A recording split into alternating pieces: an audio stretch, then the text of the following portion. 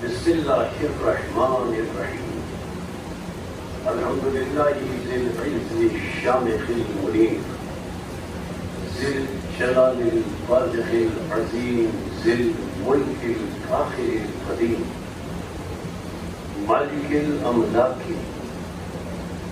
مملک الافلاک مسخر الشمس والقمر مكبر الليل والنهار مكبر النهار على الليل قاسم كل جبار عنيد مهلك كل شيطان مريد رب الجنة والناس رب العالمين لا يدخله صراط المستصرخين لا يبلغه إلحاق الملحين العاصم للصالحين موفق للمفلحين مولى العالمين أنزل السكينة على قلوب المؤمنين جلت عظمته الصلاة والسلام على النبي الأمي العربي الهاشمي القرشي المكي مدني الطحي مطلبي أبي القاسم محمد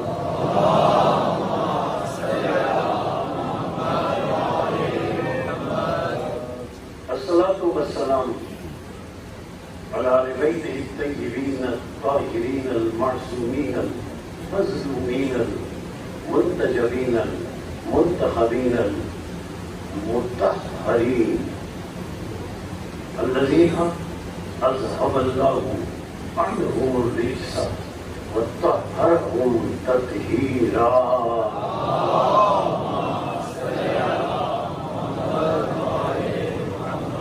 أما بعد فقد قال الحكيم في محكم كلامه المتين وخطابه المبين وأصدق الصادقين وقوله الحق أنه مخلل الحق بالحق بسم الله الرحمن الرحيم شرع لكم من الدين ما وصى به نوحا والذي أوحينا إليك وما وصينا به إبراهيم وموسى وعيسى أن أقيموا الدين ولا تتفرقوا فيه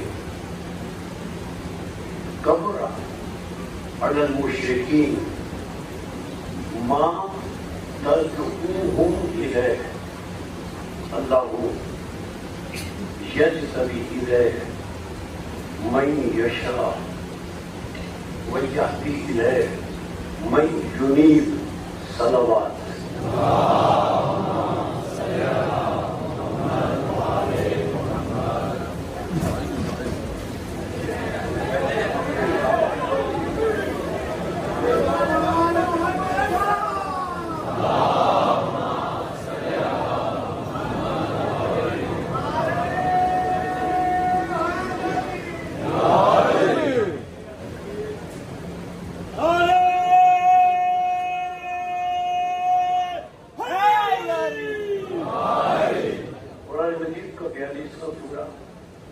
سورہ مبارک شورا 13ویں آیت باقی ہدایت گفتگو کا موضوع شریعت اسلام اور مشیت الہیہ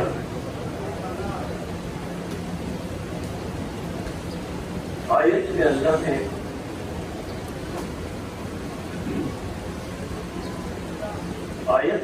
نے پانچ اولي العزم رسولوں کا تذکرہ فرمایا کہ ہم نے 5 اولي العزم رسولوں کو شریعت عطا کی.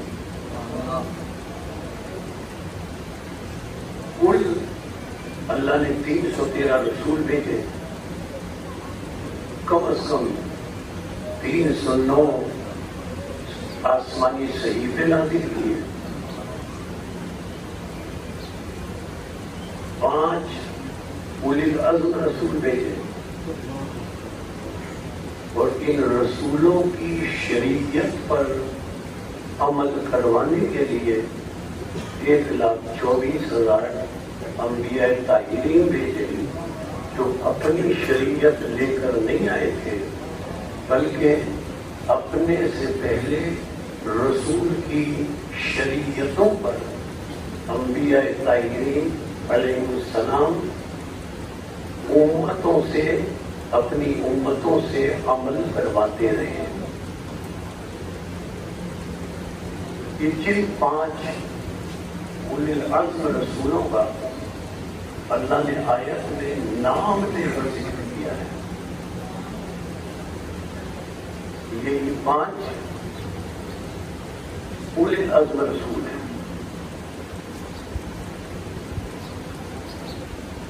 حضرت نوح علیہ السلام پہلے رسول ہیں، حضرت آدم علیہ السلام پہلے نبی ہیں، رسول نہیں ہیں۔ سب سے پہلے حضرت نوح علیہ السلام کی شریعت کا اللہ نے ذکر کیا، انہیں شریعت عطا کی۔ حضرت ابراہیم علیہ السلام کی شریعت کا ذکر کیا، حضرت ابراہیم کو میں نے شریعت عطا کی، حضرت موسیٰ کو شریعت عطا کی، حضرت عیسیٰ کو شریعت عطا کی، اور خاتم النبیین کا ذکر کیا کہ میں نے خاتم النبیین کو ایسی شریعت عطا کی جو ناسخ شریعت ہے اور جو قیامت تک باقی رہنے والی ہے۔ جب شریعت قیامت تک باقی رہنے والی ہے، قرآن قیامت تک باقی رہنے والا ہے، تو یقیناً قرآن اور شریعت کا ایک باعث بھی ہے جو قیامت تک باقی رہنے والا ہے۔ لیکن جو یہ 5 شریعتیں 5 اولي العزم رسولوں کو اللہ نے عطا فرمائی، تو عجیب بات یہ ہے کہ ان 5 اولي العزم رسولوں میں سے کسی ایک رسول کو بھی، اولي العزم رسولوں میں سے کسی ایک رسول کو بھی اللہ نے اس دنیا میں ظالموں کے ہاتھوں شہید نہیں ہونے دیا۔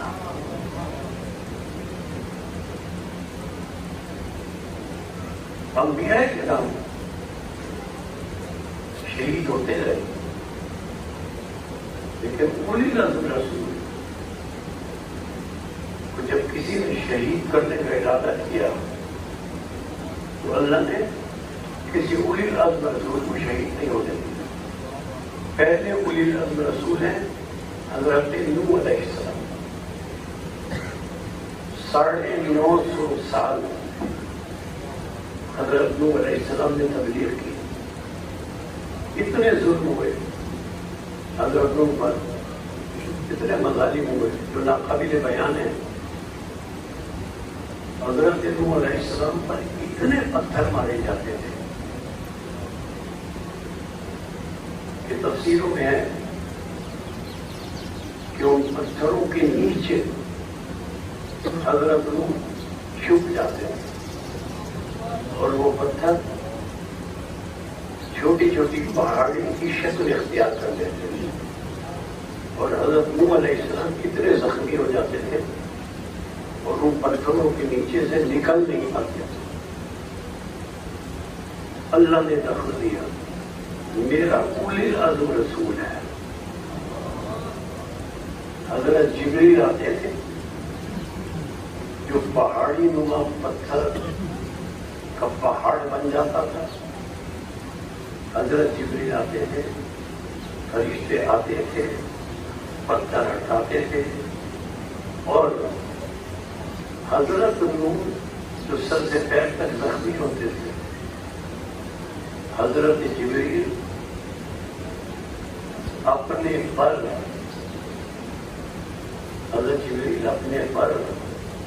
حضرت نوح علیہ السلام کے زخموں پر لگاتے تھے، پر پھیرتے تھے، حضرت نوح کے زخم ٹھیک ہو جاتے تھے، وہ شفا یاب ہو جاتے تھے۔ میں یہاں جملہ عرض کروں، یہ نوح ہے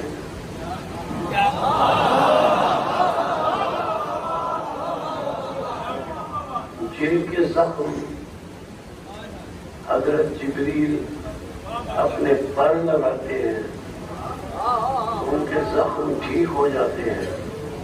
حضرت نوح میں اور امام حسین میں یہی فرق ہے۔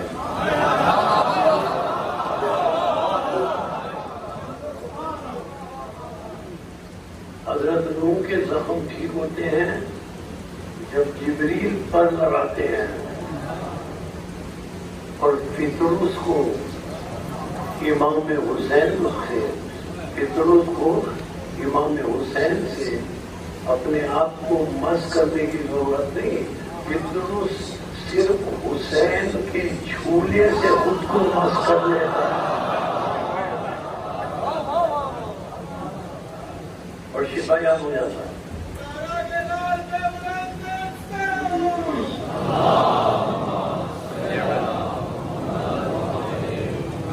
حضرت نوح علیہ السلام کو اولی العزم رسول ہے، اللہ نے شہید نہیں ہونے دیا۔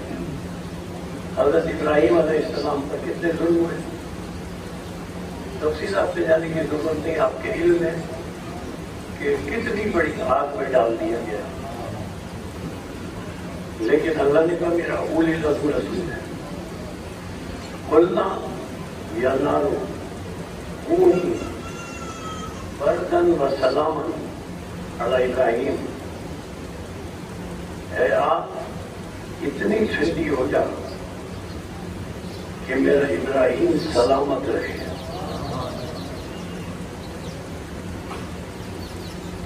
حضرت عیسیٰ علیہ السلام اولی العزم رسول ہے۔ جب حضرت عیسیٰ علیہ السلام کو ظلم کر کے شہید کرنے کی کوشش کی گئی، اللہ نے فرمایا میں اپنے اولی العزم رسول کو شہید نہیں ہونے دوں گا، انی رافع ہوگا۔ اللہ نے حضرت عیسیٰ کو اٹھا لیا اور چوتھے آسمان پر اٹھا کر لے گیا۔ خاتم النبی صرف اولی العزم نہیں ہے، اولی العزم 5 رسول ہیں، ان میں سے سب سے زیادہ بلند مرتبہ منصب ختم نبوت ہے، جس پر خاتم النبیین فائز ہیں۔ اور ہم اعلانیہ اب سچ یہ بتاتے ہیں کہ شیعت کا عقیدہ یہ ہے کہ اللہ کے بعد عالمین کی افضل ترین ذات کا نام محمد عربی ہے۔ ختمی مرتبت کو بھی اللہ نے ہجرت کی شرط رسول نکلے، مشرکوں کو اندھا کر دیا۔ غار ثور میں مشرک رسول کو تلاش نہ کر سکے، کتنی تھوڑی تعداد تھی۔ بدر میں، احد میں، خندق میں، خیبر میں اللہ نے ہمیشہ خاتم النبیین کی حفاظت کی، خاتم النبیین شہید نہ ہو جائیں۔ صرف بدر میں، غزوہ بدر میں 313 تھے، تو اللہ نے خیال تھے کہ خاتم النبیین کہیں شہید نہ ہو جائیں۔ ان 313 کے مقابلے میں زیادہ مشرک ہیں، تو اللہ نے آسمان سے ہزاروں فرشتے بھیجے میدان بدر میں تاکہ وہ رسول کی حفاظت کریں۔ لیکن عجیب بات ہے، ہر مسلک نے یہ لکھا کہ یہ جو ہزاروں فرشتے اللہ نے میدان بدر میں رسول کی حفاظت کے لیے بھیجے، ہر فرشتے کو علی کی شکل میں بھیجا۔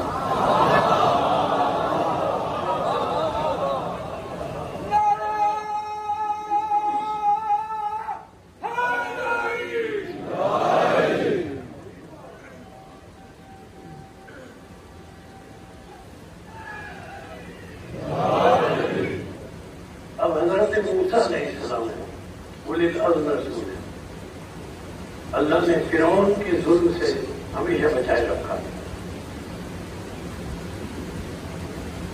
سورہ طٰہٰ قرآن مجید کا 20واں سورہ. اللہ نے ارشاد فرمایا وَإِذْ أَوْحَيْنَا إِلَىٰ أُمِّ مُوسَىٰ أَنِ اقْذَفِيهِ فِي التَّابُوتِ فَاقْذَفِيهِ فِي الْيَمِّ فَلْيُلْقِهِ الْيَمُّ بِالسَّاحِلِ يَأْخُذُهُ عَدُوٌّ لِّي وَعَدُوٌّ لَّهُ. اللہ فرماتا ہے ہم نے حضرت موسیٰ علیہ السلام کی پیدائش کے بعد حضرت موسیٰ علیہ السلام کی والدہ کو وحی کی کہ حضرت موسیٰ کو ایک صندوق میں بند کر کے دریا میں بہا دو.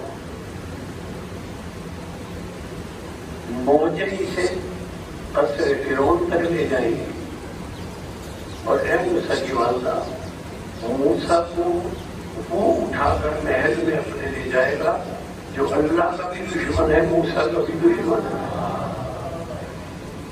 اور پھر سورہ قصص قرآن مجید کا 28واں سورہ حضرت موسیٰ کی والدہ کو اللہ نے تسلی دی وَلَا تَخَافِي وَلَا تَحْزَنِي إِنَّا رَادُّوهُ إِلَيْكَ. اے موسیٰ کی والدہ ڈرو مت, پریشان مت ہو, مایوس مت ہو. إِنَّا رَادُّوهُ إِلَيْكَ, ہم موسیٰ کو وہ جلد تمہاری طرف لوٹا دیں گے. اور پھر آیت حدیث جملہ ہے اللہ فرماتا ہے اے موسیٰ کی والدہ موسیٰ کے لیے فکر نہ کرو, ہم بہت جلد اسے تمہاری طرف لوٹا دیں گے. اور پھر کلیدی جملہ آیت کا وَجَاعِلُوهُ مِنَ الْمُرْسَلِينَ, ہم نے موسیٰ کو رسول بنایا ہے. یا تو موسیٰ تو ابھی پیدا ہوئے ہیں, صندوق میں بند ہو کر دریائے نیل کی موجوں کے حوالے ان کی والدہ نے کیا ہے ابھی پیدائش کے بعد. اور تو قرآن میں کیا فرما رہا ہے وَجَاعِلُوهُ مِنَ الْمُرْسَلِينَ, ہم نے موسیٰ کو رسول بنایا ہے. مسلمانوں توجہ کرو, جب حضرت موسیٰ علیہ السلام جو قرآن کے مطابق ہمارے رسول کے مومن ہیں, جب وہ پیدا ہوتے ہی رسول ہیں تو کیا ہمارے رسول 40 سال کے بعد رسول ہیں؟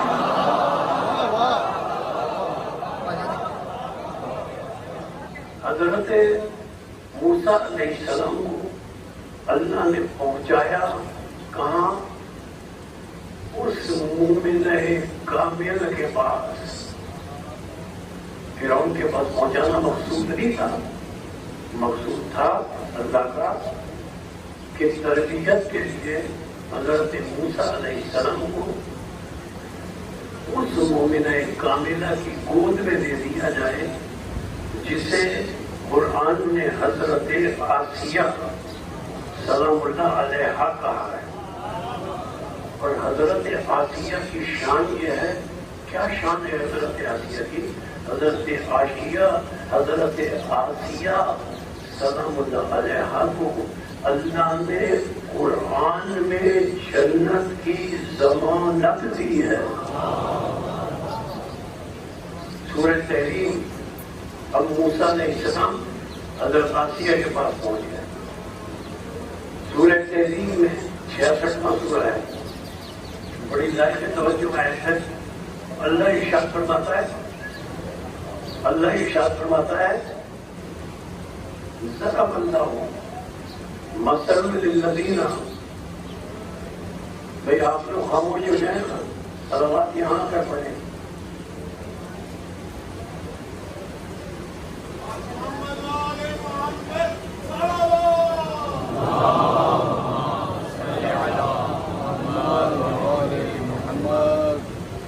حضرت موسیٰ علیہ السلام کو اصل میں اللہ کا مقصد یہ تھا کہ حضرت آسیہ کی تربیت میں دے دیا جائے, حضرت آسیہ سلام اللہ علیہ کی گود میں دے دیا جائے.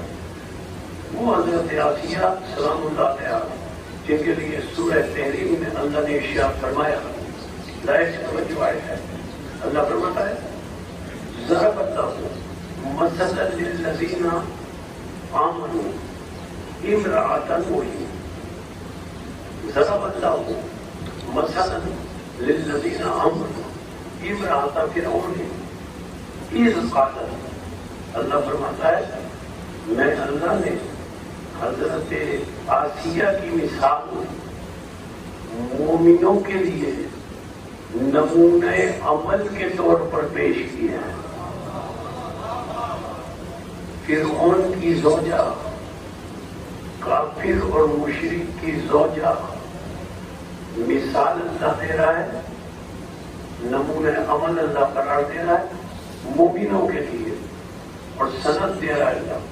اس قالت، جب حضرت آسیہ نے کہا رب ابن لی بیتا عندک فی الجنت، حضرت آسیہ نے اللہ کی بارگاہ میں کہا یا اللہ میرے لیے جنت میں ایک گھر بنا دے، ونجنی من فرعون وعملہ، اور مجھے فرعون سے اس کے عمل سے، ونجنی من القوم الظالمین، اور مجھے ظالمین کے عمل سے نجات عطا فرما۔ یہ حضرت آسیہ کی دعا ہے جسے اللہ جس کا قرآن میں تذکرہ فرما رہا ہے کہ کافر کی بیوی کو، فرعون کافر ہے، کافر کی بیوی کو مومنوں کے لیے نمونہ عمل قرار دیا۔ توجہ ہے نا جملے پر، کافر کی بیوی کو مومنوں کے لیے نمونہ عمل قرار دیا، اور ارشاد فرمایا دوسری آیت میں ضرب اللہ مثلا للذین کفروا امرأة لوط و امرأة نوح، حضرت نوح علیہ السلام اور حضرت لوط علیہ السلام جو نبی ہیں، دو نبیوں کی بیویوں کو کافروں کے لیے نمونہ عمل قرار دیا۔ کافر کی بیوی کو مومنوں کے لیے نمونہ عمل قرار دیا، نبیوں کی بیویوں کو کافروں کے لیے نمونہ عمل قرار دے کر اللہ نے یہ بتایا کہ کسی کو اس پر فخر نہیں کرنا چاہیے۔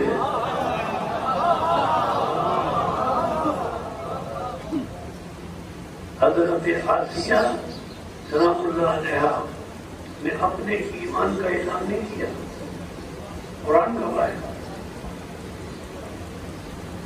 اپنے ایمان کا اعلان نہیں کیا۔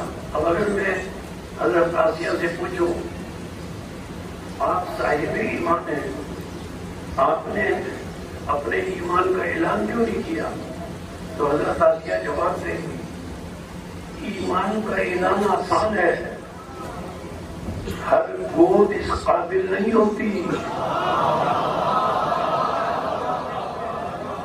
ایمان کا اعلان آسان ہے، ہر گود اس قابل نہیں ہوتی کہ اس میں نبوت پروان چڑھ سکے۔ الٹ تاریخ سے ابو طالب کھڑے ہو کر کہیں گے ایمان کا اعلان آسان ہے، ہر گود اس قابل نہیں ہوتی کہ جس میں ختم نبوت پروان چڑھ سکے۔ ابو طالب کے ایمان پر شک کرنے والوں، دیکھو ابو طالب نے 2 بچے پالے، ایک مصطفیٰ بنا، ایک مرتضیٰ بنا، اور ایک اور ہے اس نے بھی 2 بچے پالے، ایک یزید بنا۔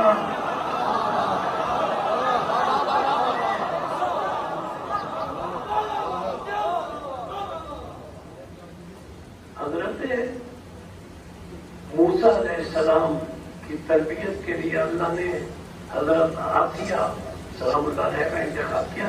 ذرا سی بات کر کے پھر آگے بڑھ رہا ہوں۔ حضرت موسیٰ جوان ہو گئے، سورہ طٰہٰ قرآن مجید کا 20واں سورہ، اللہ نے ارشاد فرمایا وقتلت نفسا فنجیناک من الغم، اے موسیٰ تم نے ایک قبطی شخص کو قتل کر دیا، ہم نے تمہیں غم سے نجات دے دی۔ واقعہ کیا تھا؟ سورہ قصص 28واں سورہ، اللہ نے واقعہ بیان کیا۔ اللہ بیان کرتا ہے کہ کس طرح یہ واقعہ ہوا تھا۔ دخل المدینہ علی حین غفلۃ من اہلہا فوجد فیہ رجلین یقتتلان ھذا من شیعتہ وھذا من عدوہ۔ اللہ فرماتا ہے حضرت موسیٰ علیہ السلام رات کے اندھیرے میں شہر میں داخل ہوئے۔ حضرت موسیٰ علیہ السلام نے دیکھا کہ رات کے اندھیرے میں دو شخص آپس میں اس طرح لڑ رہے ہیں کہ قریب ہے کہ ایک دوسرے کو قتل کر دیں۔ قرآن نے کہا کہ ایک اس میں سے ھذا من شیعتہ، ایک اس میں سے موسیٰ کا شیعہ تھا، دوسرا اس میں موسیٰ کا دشمن تھا۔ شیعہ کا مطلب قرآن نے کیا بتایا؟ ایک حضرت موسیٰ کا پیروکار تھا۔ جو نبی کا پیروکار ہو قرآن اسے شیعہ کہتا ہے۔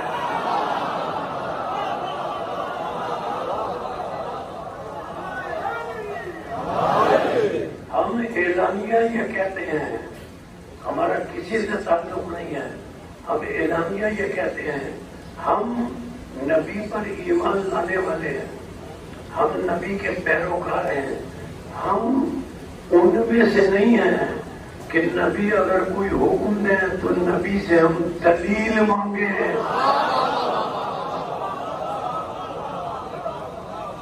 اچھا میں مسلسل عرض کرتا چلا رہا ہوں، بات کو دوہراتا ہوں، آگے بڑھ جاؤں۔ ہم ہیں رسول کے شیعہ۔ قرآن نے کہا ہے جو نبی کا پیروکار ہو اسے شیعہ کہتے ہیں۔ ہم نبی کے شیعہ ہیں، خاتم النبیین کے شیعہ ہیں، اور جو خاتم النبیین کا شیعہ ہو، جو خاتم النبیین کا پیروکار ہو، اللہ کیا فرما رہا ہے سورہ حشر میں 59واں سورہ؟ دیکھو ما آتاکم الرسول فخذوہ، جو میرا رسول تمہیں دے لے لو، اس رسول سے دلیل نہ مانگو۔ ہمیں رسول کے شیعہ، رسول جو دیں گے ہم لے لیں گے۔ اب نوجوانوں اور بچوں کو یہ جملہ عرض کروں، ہم رسول کے شیعہ ہیں، رسول کے پیروکار ہیں، رسول کے ماننے والے ہیں۔ آپ یقین فرمائیں ہم نہیں جانتے تھے کہ علی کون ہے۔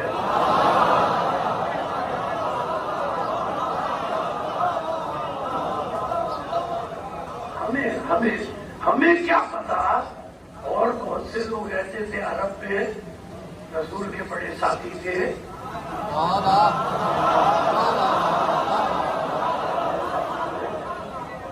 ہمیں کیا پتا، ہمیں کیا پتا علی کون تھے، علی کون ہے؟ ہم تو ہیں رسول کے شیعہ، اور ایسے ہی آئے رسول کے پیروکار ہیں۔ رسول جو حکم دیں گے مانیں گے، رسول سے دلیل نہیں مانگیں گے۔ ہم علی کو نہیں جانتے تھے، ہمیں نہیں پتا تھا علی کون ہے، لیکن اللہ نے فرمایا جو میرا رسول دے لے لو۔ رسول نے کہا ماں، اللہ نے فرمایا ماں آتاکم الرسول فخذوہ، جو میرا رسول دے لے لو۔ ہمیں رسول کے شیعہ، اب جو رسول دیں گے ہم لے لیں گے، ہم تو دلیل بھی نہیں مانگیں گے۔ ہم نے دیکھا رسول نے کیا دیا، ہمیں کیا پتا تھا علی کون ہے؟ رسول نے کہا من کنت مولا۔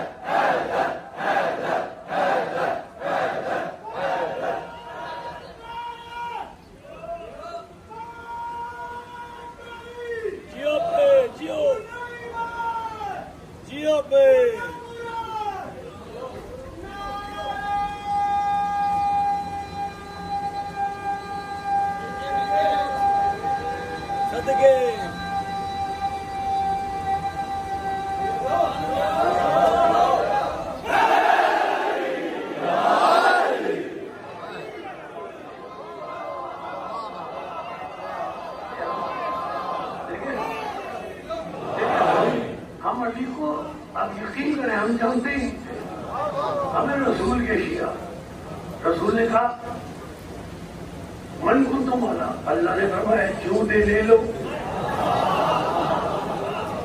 اللہ نے فرمایا جو میرا رسول دے لے لو، اسے دلیل نہ مانگنا۔ رسول نے کہا من کنت مولا فہذا علی مولا۔ اب ہمیں پتا چلا علی کون ہے، ہمیں پتا چل گیا علی مولا ہے۔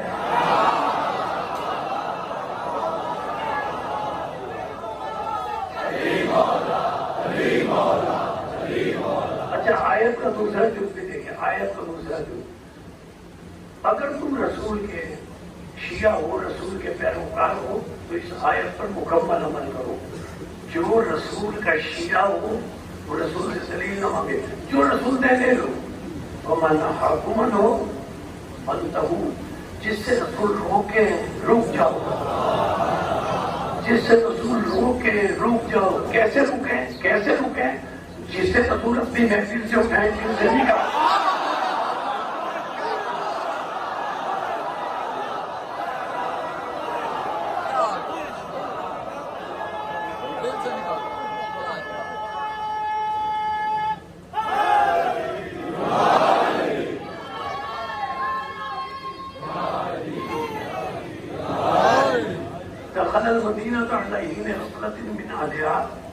حضرت موسیٰ علیہ السلام نے دیکھا، قرآن کہتا ہے یقتتلان، رات کے اندھیرے میں دو شخص ایسے لڑ رہے تھے کہ قریب تھا کہ ایک دوسرے کو قتل کرتے ہیں۔ فاستغاثه الذی من شیعته، ان میں ایک موسیٰ کا ماننے والا، ایمان رکھنے والا تھا، شیعہ تھا، قرآن نے کہا شیعہ تھا۔ ہم نے شیعہ کا لفظ قرآن میں دکھا دیا۔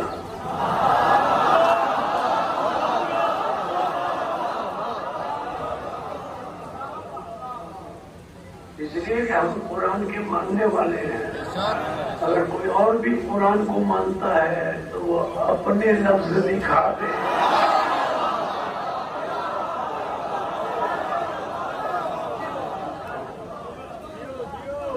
دخل المدینہ علیہ غفلۃ من اہلہا فوجد فیہ رجلین یقتتلان ھذا من شیعتہ، ایک اس میں شیعہ تھا، ایک موسیٰ کا شیعہ تھا، اور رسول نے کیا فرمایا؟ من کنت مولا، جس کا میں مولا اس کا یہ علی مولا۔ تو رسول کے اس فرمان کے بعد ہم، رسول نے کہا جس کا میں مولا اس کے یہ علی مولا، جس کا میں مولا اس کے یہ علی مولا۔ تو رسول کے اس مولائیت کے فرمان کے بعد اب ہم رسول کے بھی شیعہ ہیں، اب ہم علی کے بھی شیعہ ہیں۔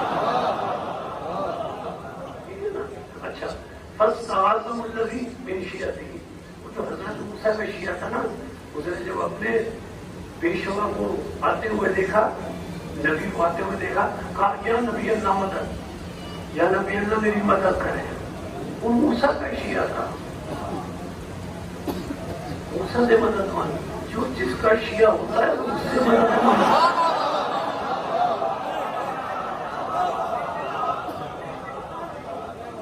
جو جس کا شیعہ ہوتا ہے وہ اس سے مدد مانگتا ہے۔ تو عزیزان محترم، اللہ نے فرمایا نجیناک من الغم، ہم نے تمہیں اس غم سے نجات دے دی۔ حضرت موسیٰ علیہ السلام سے جبتی قتل ہو گیا تھا، اب اللہ نے سورہ طٰہٰ، قرآن مجید کا 20واں سورہ، حضرت موسیٰ علیہ السلام سے مخاطب ہو کر ارشاد فرمایا اذهب الى فرعون، اے موسیٰ فرعون کی طرف جاؤ، وقولا قولا لینا، اے موسیٰ تم اور ہارون دونوں فرعون کے پاس جاؤ، تبلیغ کر دیں اور اس سے ذرا نرمی سے بات کرنا، شیریں گفتاری سے اسے شریعت اسلام سمجھانا۔ حضرت موسیٰ علیہ السلام تصریح کا سکھایا، قولا قولا لینا، تم دونوں جاؤ۔ دونوں گئے، حضرت موسیٰ، حضرت ہارون، فرعون کو سمجھایا۔ فرعون کی کیا سمجھ میں آیا؟ وہ سورہ نازعات ہے، قرآن مجید کا 79واں سورہ، 79 سورہ۔ اس میں اللہ نے بتایا کہ حضرت موسیٰ اور حضرت ہارون کے سمجھانے سے فرعون کی کیا سمجھ میں آیا۔ اللہ نے فرمایا یہ سمجھاتے رہے، تبلیغ کرتے رہے، اور اس کا کیا حال تھا فرعون کا؟ سورہ نازعات، فَكَذَّبَ وَعَصَىٰ ثُمَّ أَدْبَرَ يَسْعَىٰ فَحَشَرَ فَنَادَىٰ فَقَالَ أَنَا رَبُّكُمُ الْأَعْلَىٰ۔ اس کی سمجھ میں یہ بات آئی، اپنی قوم سے کہنے لگا بس میں تمہارا رب اعلیٰ ہوں۔ حضرت موسیٰ نے ایک بات سمجھائی جو ہر مسلک میں آپ کو مل جائے گی۔ حضرت موسیٰ نے کہا فرعون دیکھ، میں موسیٰ تجھے ضمانت دیتا ہوں کہ اقتدار تیرا رہے گا، حکومت تیری رہے گی، بس تو اللہ پر ایمان لے۔ پتہ ہے جواب میں اس نے کیا کہا؟ اپنی طرف سے نہیں کہہ رہا، اس نے جواب دیا جو وہ سورہ شعراء میں آیا، 26واں سورہ۔ جواب میں کہتا ہے لوگوں سے مخاطب ہو کر، ان رسولکم، توجہ کیجیے گا، ان رسولکم ارسل الیکم لمجنون۔ فرعون کیا کہتے ہیں؟ لوگوں یہ جو رسول تمہاری طرف بھیجا گیا ہے نعوذ باللہ دیوانہ ہے۔ اب سمجھ میں آیا جو رسول پر دیوانہ، مجنون، اور جو رسول پر ہذیان اور نسیان کا بہتان لگائے، قرآن میں اسے فرعون کہتے ہیں۔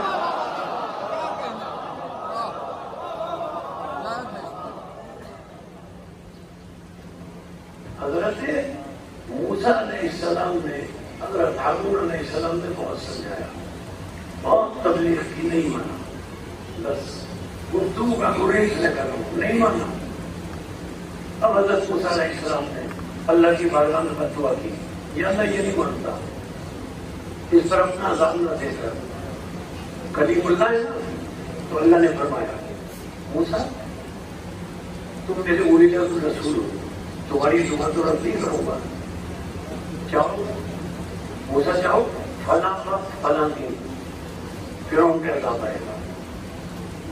وہ دن آیا، وہ وقت آیا، گزر گیا، عذاب نہیں آیا۔ موسیٰ پھر گئے ٹور پر کہ اللہ کب عذاب آئے گا؟ اللہ نے کہا اچھا اب فلاں دن فلاں وقت آئے گا۔ وہ دن بھی گزر گیا، وہ وقت بھی گزر گیا، عذاب نہیں آیا۔ اب تیسری دفعہ موسیٰ گئے ٹور پر، یا اللہ میں تیرا نمائندہ ہوں، تو مجھ سے فرماتا ہے کہ فلاں دن فلاں وقت عذاب آئے گا، اور دن اور وقت گزر جاتا ہے، عذاب نہیں آتا۔ یا اللہ تیری حکمت کیوں بدل جاتی ہے؟ عذاب نازل کیوں نہیں کرتا؟ تو اللہ فرماتا ہے موسیٰ بات یہ ہے میں جب تمہیں بتاتا ہوں کہ فلاں دن فلاں وقت عذاب نازل ہوگا، تم میری بات سنتے ہی فرعون کے پاس پہنچ جاتے ہو اور جا کر کہتے ہو فرعون اب تیرے اوپر اس دن اس وقت عذاب آئے گا۔ تمہیں پتہ ہے موسیٰ فرعون کیا کرتا ہے؟ ساری رات میری بارگاہ میں سجدے میں گرا رہتا ہے، گر گڑا کر، رو رو کر، بلک بلک کر مجھ سے کہتا ہے یا اللہ تو جانتا ہے کہ اللہ تو ہے۔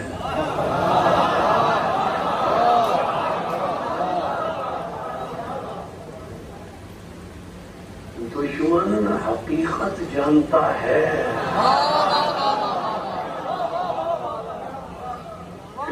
فرعون مانا نہیں نا، جانتا تھا کہ یہ اللہ ہے۔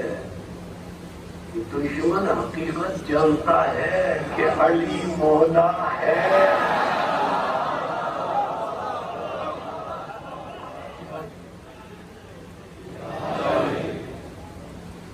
تو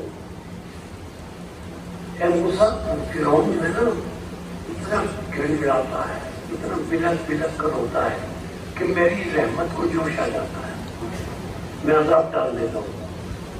اب سنیں میرے نوجوان اور بچے، اور اپنے ذہن میں یہ بات محفوظ رکھیں، جب کافر، جملے پر توجہ، جب کافر اور مشرک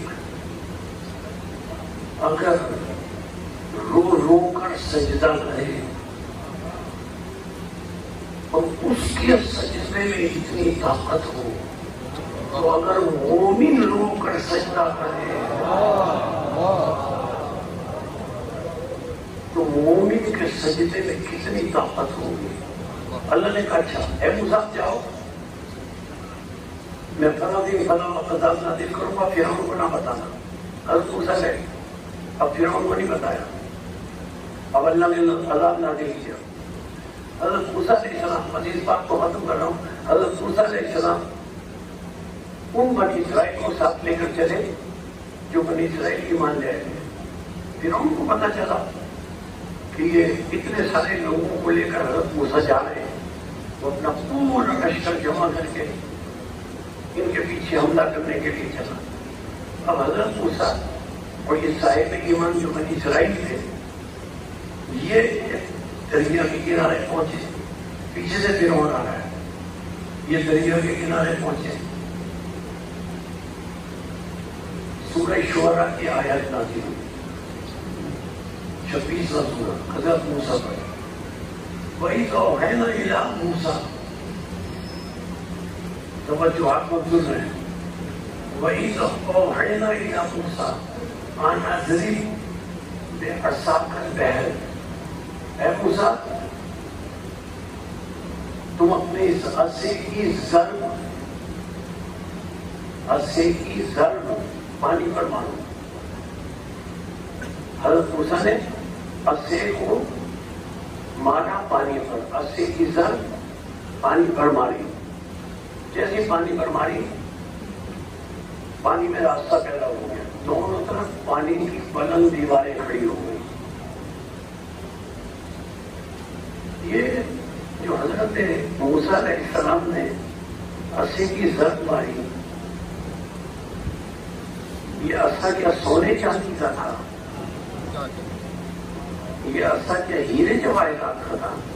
نہیں نا، لکڑی کا تھا، لکڑی کا تھا۔ یہ اللہ نے ضرب کیوں لگوائی؟ اللہ بتانا چاہتا تھا کہ یہ لکڑی ہے، یہ جو موسیٰ نے ضرب ماری ہے، 1400 سال کے بعد انسان کو اس ضرب کا علم ہوگا کہ اگر لکڑی نہیں توجہ کیجیے گا جملے پر، اگر لکڑی کسی معصوم سے منسوب ہو، اگر لکڑی ذریع ہے امام حسین بن کر یا تابوت امام حسین بن کر معصوم حسین سے منسوب ہو جائے تو وہی لکڑی با احترام اور با کرامت بن جاتی ہے۔ لیکن بنی اسرائیل اتنے ضدی تھے، ایک راستہ حضرت موسیٰ علیہ السلام نے بنا دیا، بنی اسرائیل اتنے ضدی تھے، کہنے لگے ہمیں 12 قبیلے، 12 راستے بنا، ایک راستے پر 12 قبیلے نہیں جائیں گے، 12 راستے بنائیں گے، اس کے ایک راستے پر ایک قبیلہ جائے گا۔ حضرت موسیٰ نے اللہ سے دعا کی، 12 راستے بن گئے۔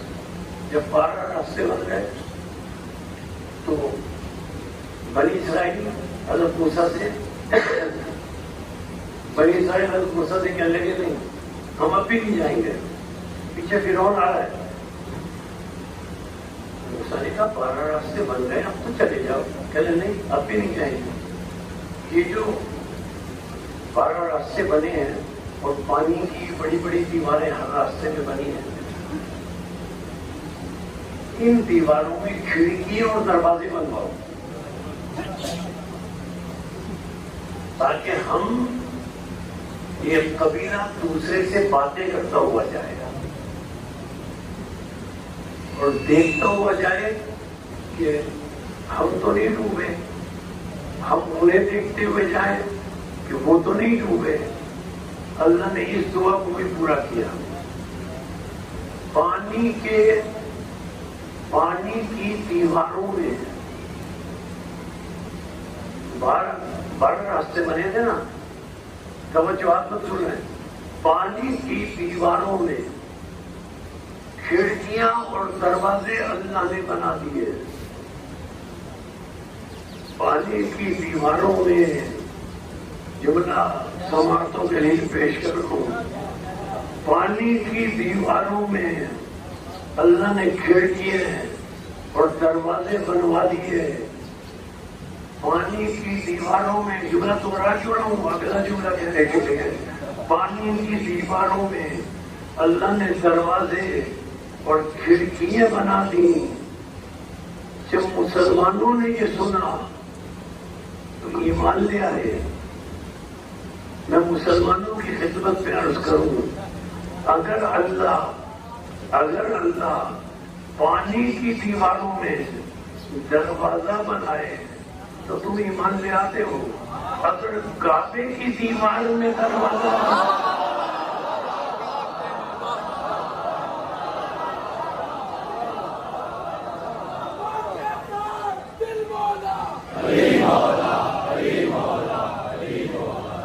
اگر کعبے کی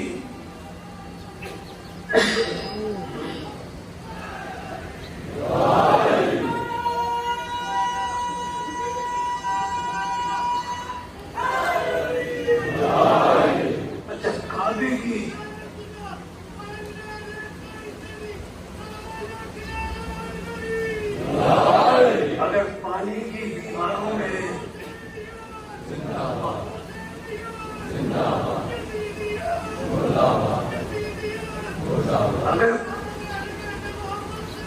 اگر پانی کی دیواروں میں در بن جائے سبھی مان لے آتے، لیکن اگر کعبے کی دیوار میں اڑلی کے لیے دروازہ بن جائے تو کوئی ایمان نہیں لاتا۔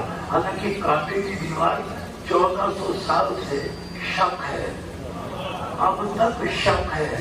بڑی لوگوں نے کوشش کر لی کہ کسی طرح اس شک دیوار کو برابر کر دیا جائے، بند کر دیا جائے۔ 1400 سال کی کوششوں میں علی کی آمد کا نشان تم نہیں مٹا سکے تو تم علی کا نام کیسے مٹا سکو گے؟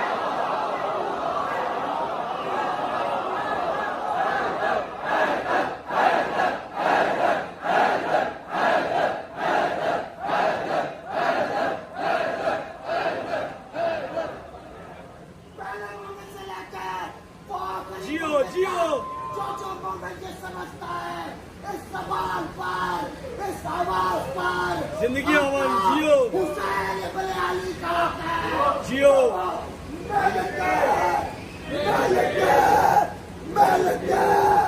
دونوں ہاتھ بلند کر کے طاقت سے نعرے کا جواب دے گا۔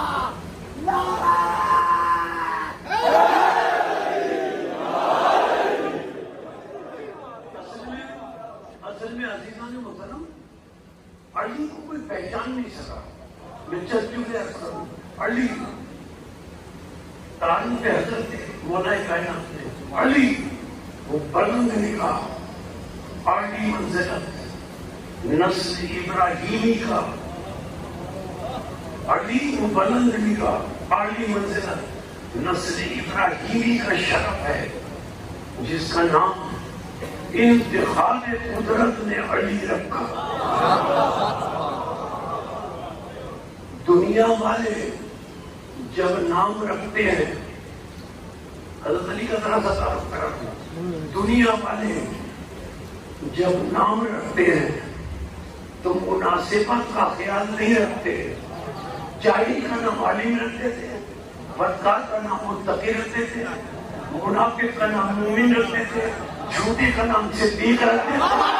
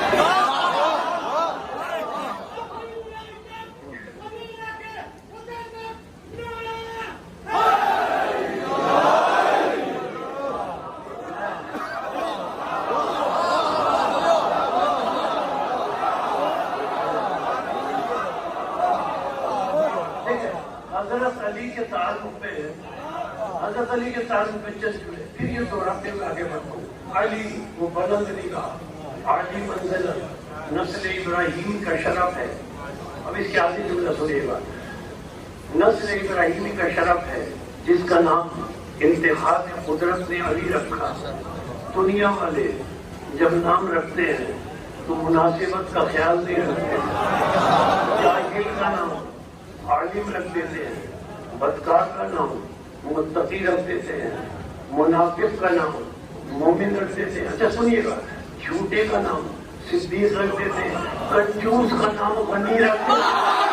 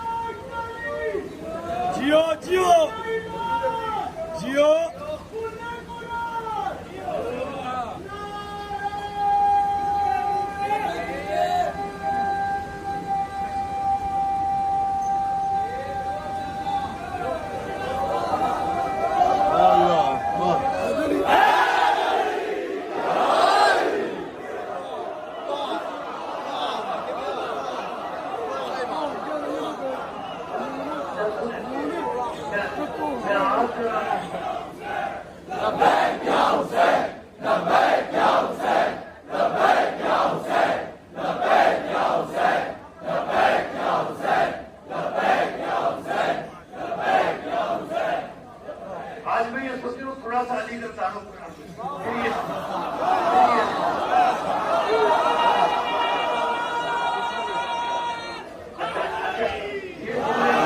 یہ جملے سماعتوں کے لیے دوبارہ کرتے ہوئے آگے بڑھوں۔ علی وہ بلند نگاہ، عالی منزلت، نسل ابراہیمی کا شرف ہے جس کا نام انتخاب قدرت نے علی رکھا۔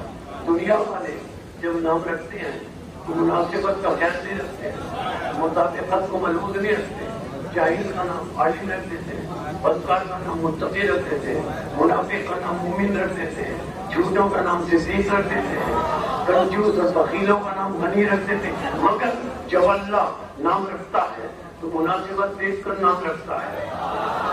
اس نے جب محمد مصطفیٰ کو ہر مداح کا مستحق پایا تو نام محمد رکھا، اور جب علی کی مرتضیٰ کو تمام بلندیوں میں ممتاز پایا تو نام علی رکھا.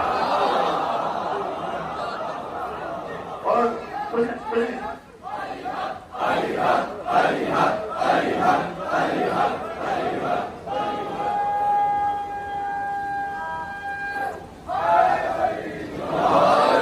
حضرت علی کا تعلق نسل کی بلندی اللہ نے دی، نسل کی بلندی اللہ نے دی.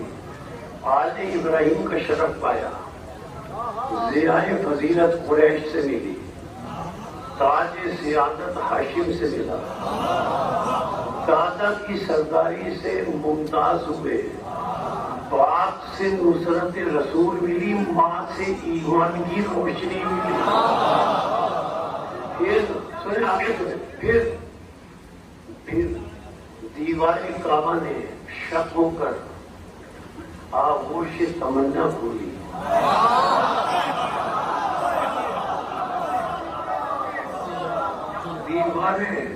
دیوار کعبہ نے شک ہو کر آغوش تمنا کھولی. منشا باری نے اندر آنے کی اجازت دی. صدف کعبہ نے گوہر امامت کو سینے میں لیا. واقعہ کچھ بھی ہوا ہو مگر اس میں شک نہیں کہ علی کا سچا بننا خدا کا گھر والا. اچھا مجھے نہیں معلوم کہ اس بچے کی خدمت مریم نے کی، آسیہ نے، بوڑھوں نے بڑھ کر گود دی رہی یا فرشتوں نے، آپ کے سلسبیل سے پانی لایا گیا یا حوض کوثر سے، ماں کے ہلے سے ڈھانپا گیا یا ماں کی چادر سے.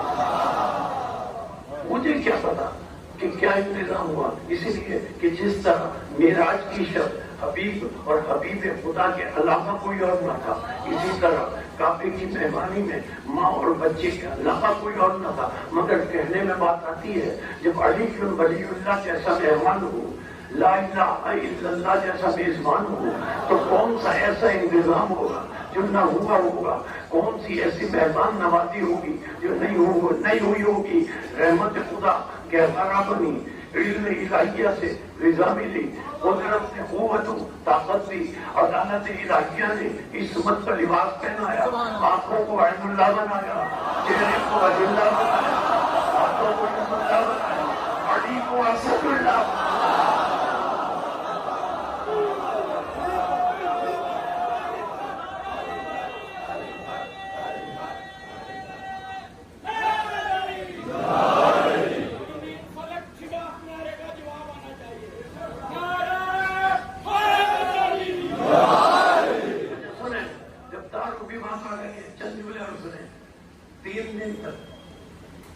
حضرت فاطمہ بنت اسد سلام اللہ علیہ کعبے میں رہی. 3 دن کے بعد بچے کو آغوش محبت میں لیے، آیت الہیہ کو سینے سے لگائے، نور بصر کو دامن میں چھپائے. مادر گرامی فاطمہ بنت اسد سلام اللہ علیہ کعبے سے نکلی. جب وہ کعبے سے نکلی تو ایسا محسوس ہوا جیسے ابر ہٹا کر چاند نکلا. ایسا محسوس ہوا جیسے ابر ہٹا کر چاند نکلا. ایسا محسوس ہوا جیسے پھول سے خوشبو نکلی. رسول کو معلوم ہوا بھائی آیا ہے، نصیر آیا ہے، مددگار آیا ہے. اب رسول تیسرے دن کعبے میں آئے. ایک مرتبہ رسول نے ہاتھوں کو پھیلایا، ماں کی گود میں آنکھیں بند تھیں، خوشبو رسالت کو سونگا، ماں کی گود کو چھوڑا، گھومک کر رسول کی گود میں آئے، آنکھوں کو کھولا، آنکھوں کو کھول کر اب عجیب باتیں 4 تیسرے میں ذہن آ رہے ہیں. استاد قمر جلال جی کیوں میں عرض کر دوں. حضرت علی نے رسول کو دیکھا، رسول نے علی کو دیکھا. پہلی دفعہ آنکھیں کھول کے علی نے رسول کو دیکھا. اور روایت کے سند کے ساتھ ہے کہ علی رسول کو دیکھ کر مسکرائے، رسول نے علی کو دیکھ کر تبسم کیا۔ استاد قمر جلالی نے 4 جملے کہے، 4 مصرے کہ علی نے تبسم کیوں کیا، رسول نے تبسم کیوں کیا۔ وہ کہتے ہیں بے زبانی میں نئی بات نظر آتی ہے، تیسرے دن ہی کرامات نظر آتی ہے۔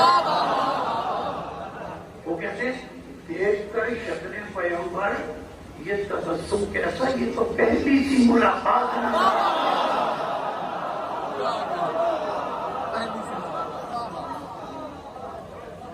جب ماں کی گود میں چپ تھے،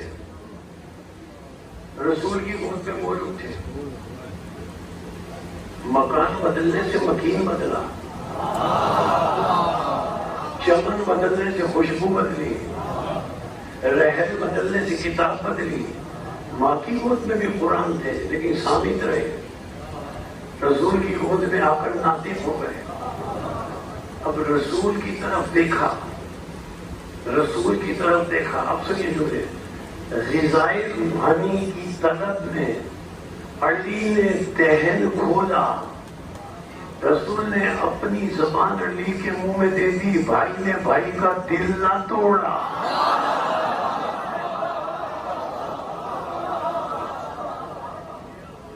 رسول نے اپنی زبان علی کے منہ میں دے دی۔ اب یہاں جملہ کہہ گا، رسول نے اپنی زبان علی کے منہ میں دے دی۔ جب رسول کی زبان علی کے منہ میں نظر آئی تو کہنے کو دل چاہا، دہن 2 تھے، زبان ایک تھی، متکلم 2 تھے، کلام ایک تھا، الفاظ الگ الگ تھے، مطلب ایک تھا۔ اب ان کی عقل کے بعد، ان لوگوں کی عقل پر میرا دل چاہتا ہے ماتم کرنے کو۔ توجہ کیجیے جملے پر، ان لوگوں کی عقل پر ماتم کرنے کو دل چاہتا ہے کہ جب جناب سیدہ سن بلوغت کو پہنچی، خواستگاری کے لیے آ گئے، رشتے لے کے آ گئے جناب سیدہ کے، بھائی یہ تو سوچ رہے تھے کہ رشتے لے کے نہیں جانا چاہیے، کیوں؟ اس لیے کہ جیسے علی دنیا میں آئے تھے رسول نے علی کو زبان دے دی تھی۔